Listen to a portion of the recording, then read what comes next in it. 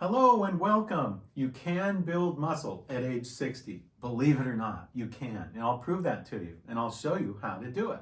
Or I'll at least show you how I did it at age 60. All right, so let me bring you back several months to 2023. In March of 2023, actually March 26th, that was the official date of my exercise program.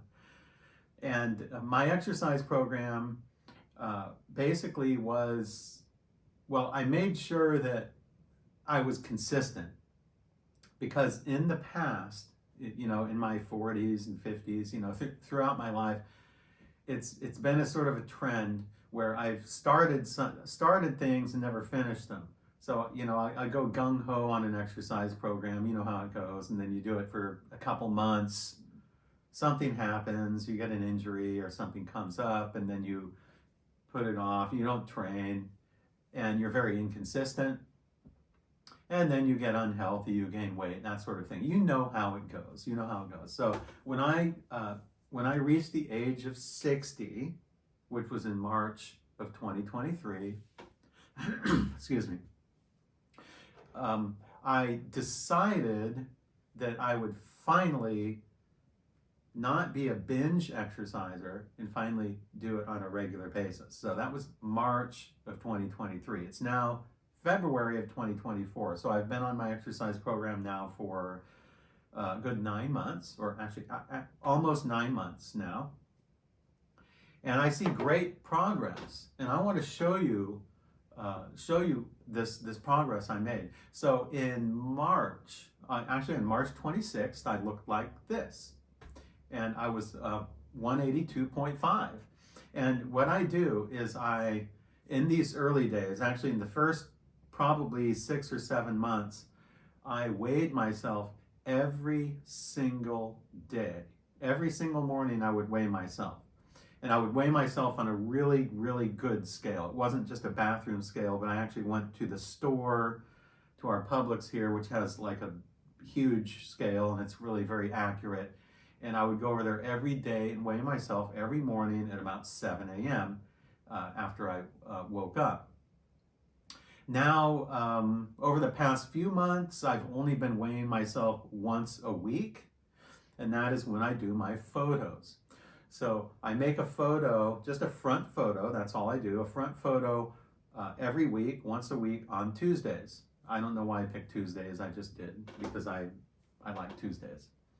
So every Tuesday for this full year, actually for 9 months solid, I've taken a front photo of myself on Tuesdays. And they're not all exactly consistent with my stance and everything, but you can get a really good idea of my body composition and my progress throughout the months. And that's why I do this, because if I don't take pictures, I have no idea how my progress is. I might think I'm getting in shape, or I might think I'm getting stronger, but it doesn't always work out that way. The best indicator for, regardless of your age, you don't even have to be 60 or whatever, regardless of your age, take photos. I would suggest a weekly photo. Just like a front photo is fine. If you want to do back and everything else, you can do that as well. But I just do a front photo once a week. And then that keeps me in line. That keeps me in line in whether I'm progressing or whether I'm not progressing. So anyway, this photo I took, this is the first photo I took in March. So I don't have any photos before this. But bear in mind that before this, I was 20 pounds heavier. So if you go back to like January of 2023, I was over 200 pounds. I was like about 205. Then I went on a low carb diet, keto/carnivore style diet. And then in 3 months later, I looked like this. On June 27th, April, May, June. Yeah, 3 months later, I looked like this and I was 178 pounds. So I had lost these 3 months, from March to June, I lost, like around 4 or 5 pounds. Not a whole lot of weight lost, but I was significantly changed in my body composition. As you can see, when you compare these two photos, me in March and me 3 months later in June, you can see it's, pretty much the same kind of body composition, maybe a little less fat, a little less percentage of body fat. I was lighter. I was actually on my way to becoming sort of like a runner. Because in my early days, like in my teens and 20s, I was actually a marathon runner. And so I was very slim in those days. So I was sort of on my way back to becoming a runner again. And I was doing a lot of cardio, or I was running about a mile a day and I was going to the gym, working out about 3 times a week with weights. So you can see that these 3 months, not a whole lot of progress with the muscle development, but I did lose some fat and I lost some weight, and but okay, so I get to this point of 178, and then you need to make the decision. You need to make the decision, okay, am I going to continue trying to lose weight and just lose weight like everyone wants to do all the time, obsessed with losing weight? Or there's another option. I can just focus on just muscle strength regardless of how much I weigh. And that's what I did next. So month 3 all the way till now, or the present, I've focused not so much on weight loss. I still weighed myself every day or eventually once a week. But I weighed myself not because I was obsessed with keeping the weight down, because I wanted to keep the weight more steady. I wanted to keep the weight the same, or maybe just go up a little bit each week. So, and if I got too far, if I went too gung-ho on the food and gained too much weight, then, I'd take a day and eat less or something. So it is very important to weigh yourself, because that gives you a good idea of where you are. But don't become overly obsessed with that. Or I made it a point not to become overly obsessed with my weight. It's just a number, but I want that number in order to track my progress. So don't be scared to weigh yourself. It's not a fearful kind of thing.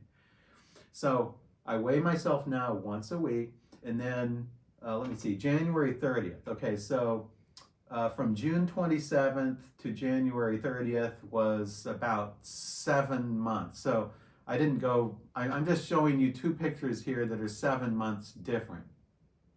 So you take the one from month 3, in June 27th, I was 178 or maybe 177, I don't know. There's 1 pound discrepancy there, I don't know which one it is.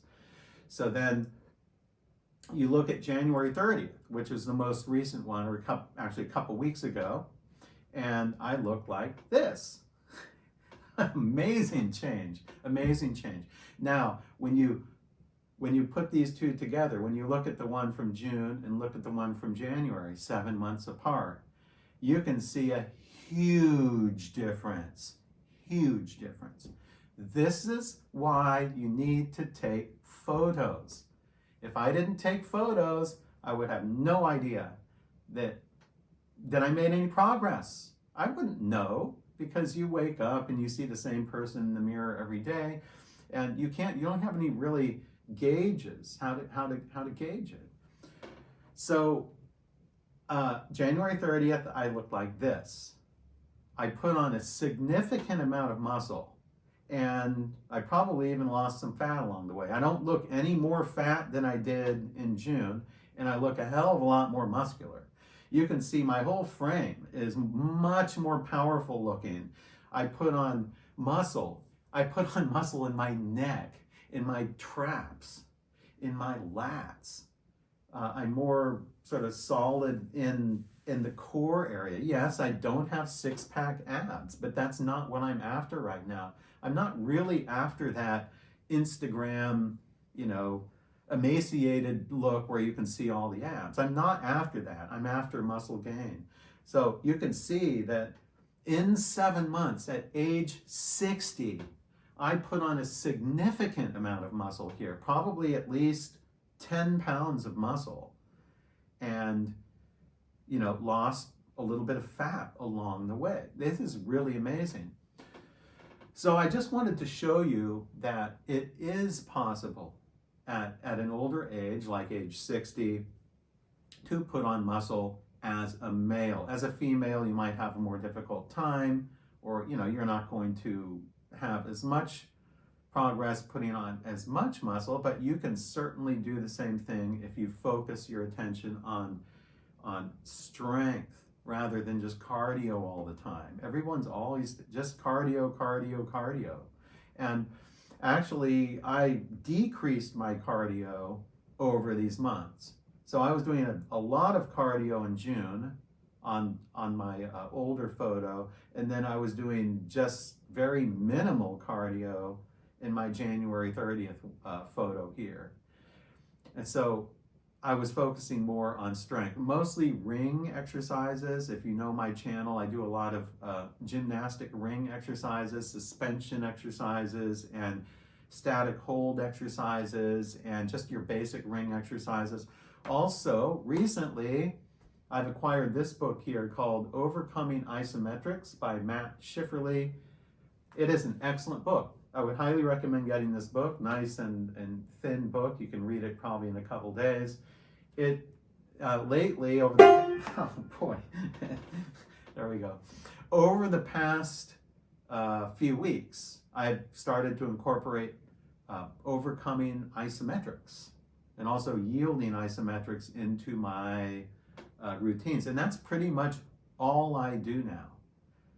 90% of what I do now is slow negative reps, slow negatives. I haven't even done any concentrics. Okay, so I've taken the concentrics out and I've just limited it to slow eccentrics. And you can see some of this, like my latest video I made on the barbell curl. It's better to go get your weight and to lower it down very slowly, like 10 seconds or even 15 seconds. And then that lengthens and stretches and elongates your muscle here, and it leads to muscle damage. And the muscle damage is what leads to muscle growth. So just doing this for 20 times is not really going to do much. But if you do just 3 of these with a relatively heavy weight, like about a 10-second eccentric, you will make progress. And if you do that with every exercise, like with lowering the dumbbell very slowly, like this, instead of trying to do overhead press like this, and you focus on the eccentric movements, very slow, not 3 seconds.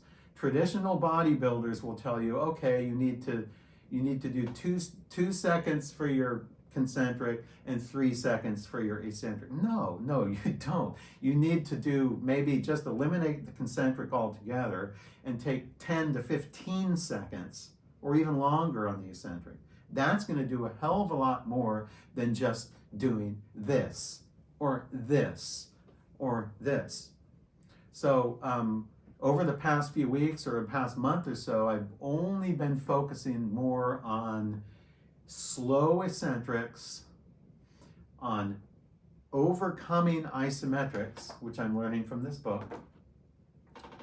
And that's about all I do now. That's about all I do. I barely lift weights at all, but I make sure that I fatigue my muscles.